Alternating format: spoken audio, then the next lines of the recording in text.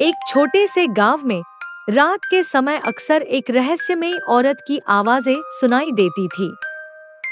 लोग कहते थे कि वह एक पुरानी हवेली में रहती है जो अब वीरान हो चुकी थी। हवेली के पास जाना मना था क्योंकि वहां जाने वाले अक्सर वापस नहीं आते थे। एक दिन एक नौजवान लड़का अली अपने दोस्तों के साथ शर्त लगाने की खातिर इस हवेली में जाने का फैसला करता है। रात के अंधेरे में वह अपने दोस्तों के साथ हवेली के दरवाजे पर पहुंचता है। दरवाजा खुद ब खुद खुल जाता है और वे अंदर दाखिल होते हैं। अंदर दाखिल होते ही उनको सर्दी का शीतल एहसास होता है। एक कमरे में पहुंचकर वे देखते हैं कि दीवारों पर खून के दाग हैं और फर्श पर पुराने खून के निशान हैं।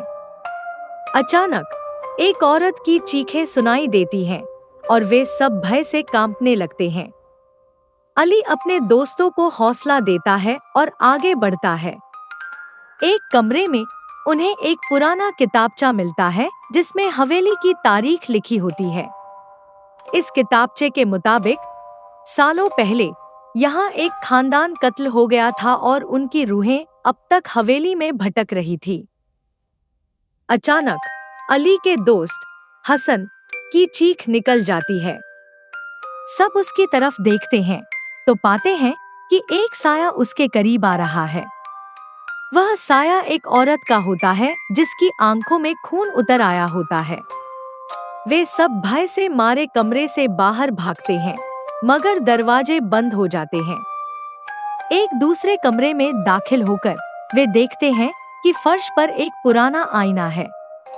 आईने में उन्हें वह औरत नजर आती है जो उनकी तरफ बढ़ रही होती है।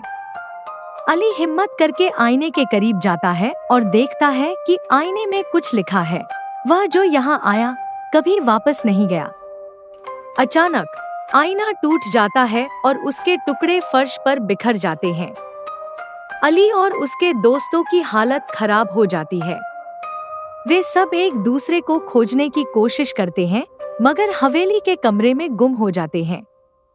रात भर उनकी चीखें हवेली में गूंजती रहती हैं मगर सुबह होने पर गांव वाले देखते हैं कि हवेली के दरवाजे पर खून के निशान हैं और अंदर कोई नहीं होता।